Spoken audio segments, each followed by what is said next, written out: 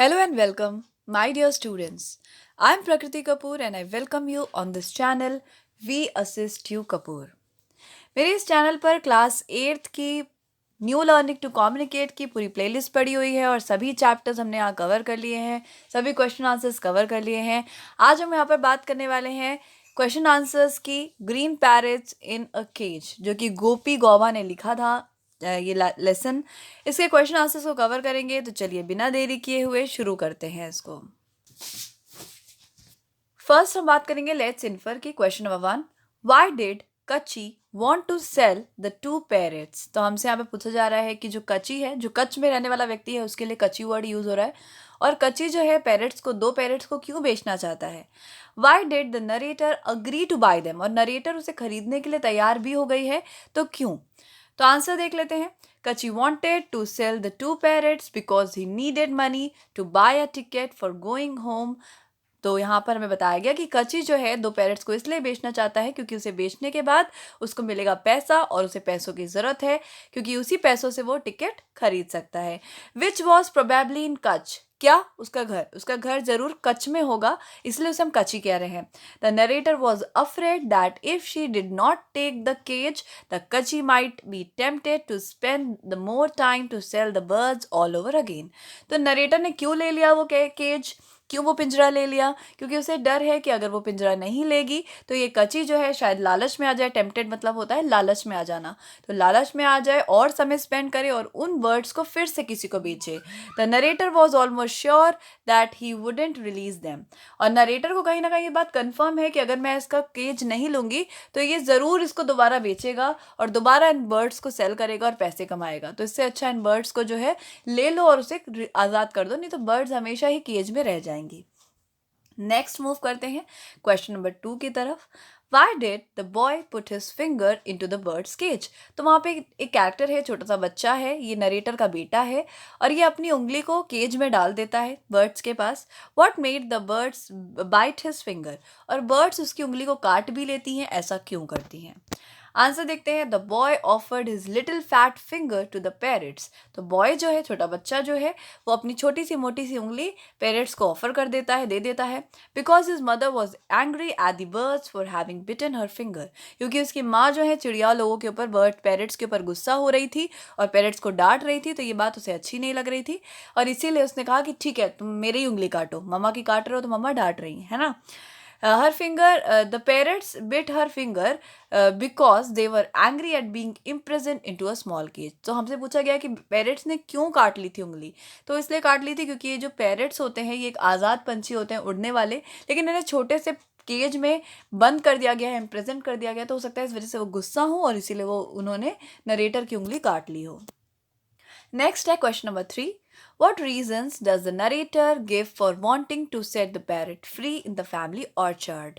तो यहाँ पर हमसे पूछा जा रहा है कि क्या कारण थे कि नरेटर ने ये डिसाइड किया कि पेरेंट्स को हम जो है फैमिली के गार्डन में, ऑर्चर्ड मतलब होता है गार्डन, तो फैमिली गार्डन में ही रिलीज करेंगे, फैमिली गार्डन में ही उन्हें आज़ाद करेंगे। इसका क्या कारण था, और भी तो कहीं आज़ाद कर सकती थी, लेकिन फैमिली गार्डन ही क्यों चुना उन्होंने।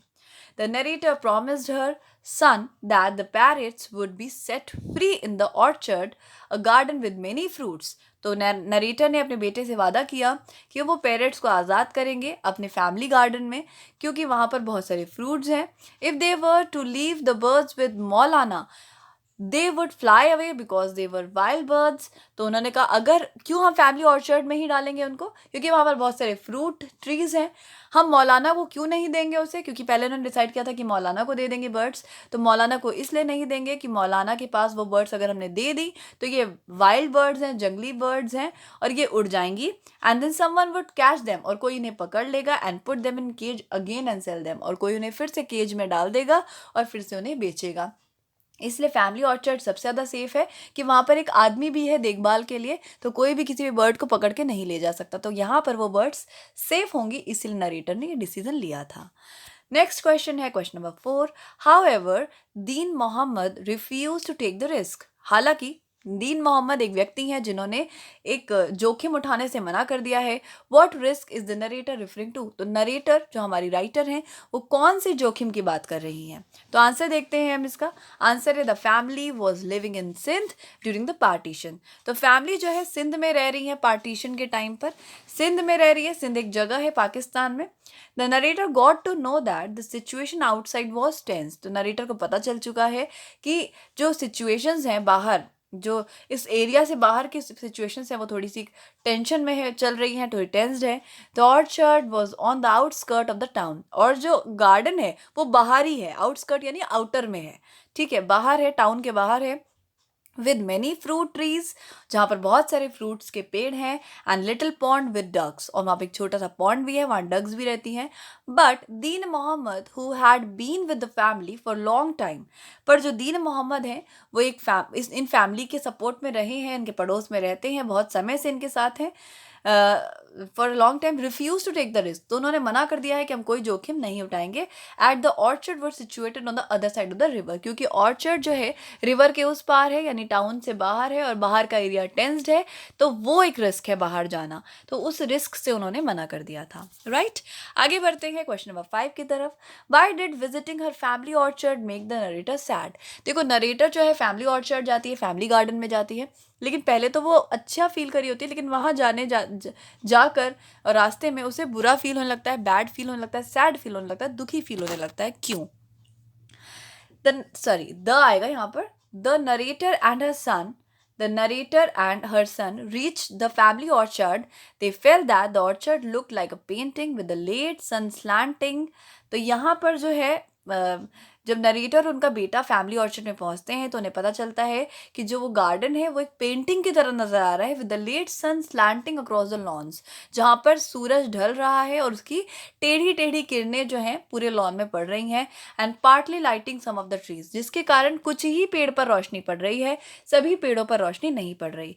The beauty of the orchard made her want to keep at the prospect of leaving her ancestral home. तो जो इतना सुंदर वहाँ का एक माहौल है गार्डन का, इसकी वजह से जो नरेटर है उसके दिमाग में एक आइडिया फिर से आ रहा है कि उसे अपनी एंसेस्ट्रल, मतलब होता है पूर्वजों की ज़मीन, जो अपने पेरेंटल होम होता है, पेरेंटल घर जो है, उसे छोड़ना पड़ेगा। And going to an unknown land haunted her, और उसे एक अनजान जगह पर जाकर शिफ्ट होना पड़ेगा, जिसके कारण नरेटर को बहुत डर लग रहा है और वो दुखी हो रही हैं। ठीक है, तो क्यों दुखी हुई थी? क्योंकि वो बहुत सुंदर लग रहा है ऑर्चर्ड, और उसकी वजह से इनको बहुत डर लग रहा है, इनको याद आ रहा है कि फाइनली मुझे अपना घर छोड़ के जाना है और इंडिया में शिफ्ट होना है पाकिस्तान को छोड़कर। ठीक है, तो पार्टीशन का ये टाइम है। नेक्स्ट है question number 6। Why did the parrots not fly away as soon as the door of the cage was open? तो 6 का ए पार्ट है कि जब डोर खोल दिया गया केज का, पिंजरे का, तो भी पेरेट्स क्यों नहीं उड़े? तो आंसर हम देख लेते हैं। The parrots did not fly away as soon as the door of the cage was open. जब डोर खोल दिया गया केज का, पिंजरे का, तभी पेरेट्स नहीं उड़े, बिकॉज, क्योंकि they did not trust themselves, क्योंकि उनको खुद पर भरोसा नहीं रह गया था, टू स्टेप आउट, कि वो बाहर निकले, इस बात पर उनको भरोसा ही नहीं हो रहा था कि बाहर मैं निकल लूंगा, सेफ होगा कि नहीं होगा। They sat inside the cage feeling safe with the familiarity of the bars. तो उन्हें जो था उस पिंजरे के अंदर सेफ महसूस हो रहा था, उन्हें लग रहा था शायद हम यहाँ पर सुरक्षित हैं। तो होता है ज़्यादा टाइम तक बंदिशों में रहते रहते हमें वो बंदिशें ही अच्छी लगने लगती हैं, तो उसी तरीके से पेरेंट्स को फील हो रहा था, इसलिए वो बाहर नहीं जा रहे थे। इसी का बी पार्ट है, where did the parrot finally fly to? Finally बाद में जब पेरेट्स उड़े तो वो कहाँ चले गए? And how did the narrator feel when the birds flu away? और नरेटर को कैसा महसूस हुआ जब बर्ड्स उड़ गई? देख लेते हैं। The narrator could not see where the parrots finally flew to. तो नरेटर देख ही नहीं पाई कि पेरेट्स उड़ के गए कहाँ, क्योंकि वो अचानक से गायब हो गए। They mingled with the leaves with the other members of the tribe. Mingle मतलब होता है मिक्स हो जाना, मिल जाना, तो वो मिल गए लीव्स में, पत्तियों में, और अपने ट्राइब के अदर मेंबर्स के साथ, यानी कि अलग और पेरेट्स और बर्ड्स के साथ वो घुल मिल गए। The narrator did not clearly remember the incident. तो नरेटर को याद नहीं है कि वो कहाँ गए, ये इंसिडेंट उनको अच्छे से याद नहीं है। Which had happened so many years ago, जो या तो बहुत पहले हुआ है ये इंसिडेंट, इसलिए भी उनको याद नहीं है। But she felt strange that the birds who were their friends for so many weeks disappeared with no farewell and no parting. तो लेकिन उनको बुरा फील हो रहा है, अजीब फील हो रहा है कि ये जो बर्ड्स थे हमारे साथ थे इतने हफ्तों से, और ये जो है चले गए, इन्होंने हमें हमें बाय भी नहीं किया और हमें कोई फेयरवेल भी नहीं दिया और चुपचाप उड़ के अपने दोस्तों के साथ व्यस्त हो गए। तो इस चीज़ को लेकर नरेटर को थोड़ा अजीब भी फील हुआ था। नेक्स्ट है question number 7। Why did the loved and the familiar orchard suddenly became eerie and frightening to the narrator? Eerie मतलब ये होता है स्ट्रेंज, वियर्ड या अजीब या डरावना। तो फैमिली ऑर्चर्ड जो फैमिली गार्डन है, जो कि पहले बहुत प्यारा हुआ करता था, बहुत जान पहचान वाला होता था, फैमिलियर था, लेकिन वो अब डरावना क्यों लग रहा है नरेटर को? The narrator was not comfortable in the family orchard. Narrator जो है अपने ही फैमिली गार्डन में अच्छा कंफर्टेबल महसूस नहीं कर रही हैं।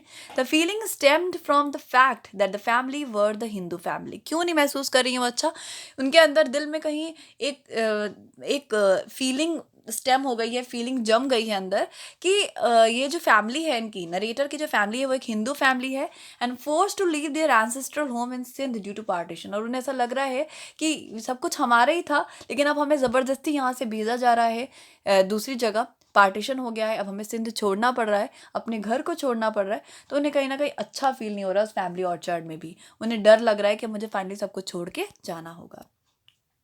लेट्स डिस्कस, इसे हम करते हैं बी कॉपी में अपनी। तो इसका क्वेश्चन नंबर 1 है, what is the similarity between the parents in the cage and the narrator's family. हमसे पूछा जा रहा है कि जो केज में पिंजरे के अंदर जो पेरेंट्स थे और जो नरेटर की फैमिली थी, इन दोनों में क्या सिमिलैरिटी है, क्या चीज़ें कॉमन है? तो आंसर है the parents were in, sorry इसको पेरेंट्स करो, ये पेरेंट लिखा गया है, तो आपको तो पता ही है कि हम पेरेंट के बारे में पढ़ रहे हैं, तो इसको जो है पेरेंट करो। The parents were in the cage but they couldn't readily step out of it। तो पेरेंट जो थे पिंजरे में थे, पर वो जो है जल्दी से बाहर नहीं आए। when given a chance, जब उन्हें एक चांस मिला बाहर निकलने का, तब भी वो बाहर नहीं आए। This situation was similar to what the narrator's family faced. ये जो सिचुएशन थी ये नरेटर की फैमिली से बहुत ज़्यादा सिमिलर थी। They were given a chance to make new home in unknown land, क्योंकि नरेटर की फैमिली को भी एक चांस मिला था एक नई जगह पर अपना घर बनाने का, but they were filled with sorrow when the time arrived for them to leave their land.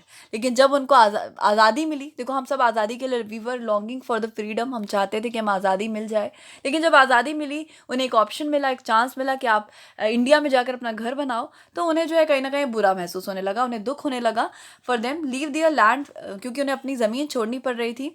Freedom doesn't always bring happiness. आज़ादी हमेशा खुशियाँ नहीं लाती, specially when one is left with a very little choice. जब आपके पास बहुत सीमित choices हों तो कहीं ना कहीं दुख होता है। इसी तरीके से पेरेंट्स को भी दुख हो रहा था, क्योंकि उन्हें वो कहीं ना कहीं केज सेफ लगने लगा था। इसी तरीके से नरेटर को भी दुख हो रहा था, क्योंकि उन्हें वो अपनी ज़मीन सेफ लगने लगी थी। अब उन्हें छोड़ के जाना उन दोनों के लिए बहुत डिफिकल्ट काम हो गया था, राइट? इसलिए कहीं ना कहीं सिमिलर सिचुएशंस हैं। नेक्स्ट है question number 2। Do you think think like the parrots, the narrator and her family, do you think like the parrots, the narrator and her family found freedom and security in their so-called exile? क्या आपको लगता है कि जैसे parents थे वैसे ही narrator और उसके परिवार को ये जो आज़ादी थी और ये जो सिक्योरिटी थी, वो ऐसा लग रहा था कि उनके साथ देश एग्जाइल मतलब उन्हें देश निकाला किया जा रहा है, उनकी जगह से उन्हें ज़बरदस्ती फोर्सफुली निकाला जा रहा है? तो हाँ, देखो आंसर्स में वेरी, आंसर्स आपके कुछ भी हो सकते हैं। मैं आपको मतलब एक सजेशन दे सकती हूँ कि क्या लिख सकते हैं। हालांकि आंसर मेरे हिसाब से यस है। तो यहाँ पर हम कहेंगे कि जैसे कि पेरेंट्स को ज़बरदस्ती उस केज से बाहर निकाला जा रहा था, उन्हें आज़ादी दी जा रही थी, उसी तरीके से नरेटर को भी ज़बरदस्ती उसकी ज़मीन से, उसके एंसेस्ट्रल पेरेंटल होम से बाहर निकाला जा रहा था, ज़बरदस्ती आज़ादी दी जा रही थी। तो बेसिकली ये दोनों एक ही जैसी सिचुएशन है और उनको ऐसी फीलिंग आ रही होगी कि हम जहाँ हैं हमें वहाँ से हटाया जा रहा है, फोर्सफुली हटाया जा रहा है। तो ये एग्जाइल ही एक तरीके से देश निकाला ही है। तो you can write the answer in your own language, और ये आंसर आपको लिखना है अपनी कॉपी में, इसको मैं चेक करूँगी। आगे बढ़ते हैं, देखते हैं third question. What kind of relationship did the Maulana have with the narrator's family? हमें बताना है कि मौलाना के क्या संबंध थे नरेटर के परिवार के साथ। What lesson can we draw from this relationship? इस रिलेशनशिप से हम क्या लेसन, क्या हम शिक्षा क्या ले सकते हैं? तो आंसर है यहाँ पर, Maulana was very fond of narrator's family and dissolved into tears while saying goodbye to the narrator's grandmother and mother. तो नरेटर जो थे, जो मौलाना जी थे, वो नरेटर के परिवार के को बहुत पसंद करते थे। फॉन्ड ऑफ मतलब बहुत ज़्यादा लाइक करना, बहुत पसंद करना। एंड डिजॉल्व इनटू टीयर्स, तो उनके आंसू आ गए बहुत ज़्यादा जब उन्हें फाइनली गुड बाय कहना पड़ रहा था नरेटर की दादी को और नरेटर की माँ को। Both of them had come to their ancestral house, तो दोनों ही जो उनकी नरेटर की दादी और माँ थी, वो दोनों ही अपने पेरेंटल घर में आई थी and into the Muslim neighbourhood, और एक मुस्लिम पड़ोस में आई थी क्योंकि पड़ोस में मौलाना जी रहते थे और वो मुसलमान थे, तो उनके वहाँ पर वो आई थी एज ब्राइड, यानी कि जब उनकी शादी हुई थी तो वो नई दुल्हन की तरह अपने उस घर में आई थी और पड़ोस में मौलाना जी रहते थे। They had to leave to make the new homes on the other side of the border. Finally अब उनको अपना घर छोड़ के जाना पड़ रहा है बॉर्डर के अदर साइड में, यानी इंडिया में शिफ्ट होने के लिए। We can see how the country was undivided and everyone live in harmony before the partition occurred. तो यहाँ पर हमें देखने को मिलता है कि किस तरीके से हमारा देश बिल्कुल अनडिवाइडेड था, कोई भेदभाव नहीं था, कोई बंटवारा नहीं था, और हर कोई बहुत हारमनी, बहुत पीसफुली, बहुत प्यार से रहता था पार्टीशन से पहले। We should hence try to live together in the unity and peace. तो हमें ट्राई करना चाहिए कि हम इकट्ठे एकजुट होकर शांति बनाकर रखें and not consider the differences of separate religion. और हम इतना ज़्यादा कंसीडर ना करें, इतना ज़्यादा माने ना कि अलग अलग रिलीजन को इतना ज़्यादा इंपॉर्टेंस ना दें, क्योंकि हम रिलीजन बाद में हैं, ह्यूमन बीइंग पहले हैं, राइट। तो यही शिक्षा हमें यहाँ पर मिलती है। तो आई होप कि आपके लिए बहुत हेल्पफुल वीडियो रहा होगा। सभी क्वेश्चन आंसर्स हमने कवर कर लिए हैं। तो अगर आपको वीडियोस अच्छे लगे तो, और अच्छे लगते हैं, हेल्पफुल होते हैं, तो मेरे channel we assist you Kapoor को सब्सक्राइब करके बेल आइकन प्रेस कर लीजिए, जिससे आने वाले वीडियोस के नोटिफिकेशन आपको टाइम पर मिलते रहें।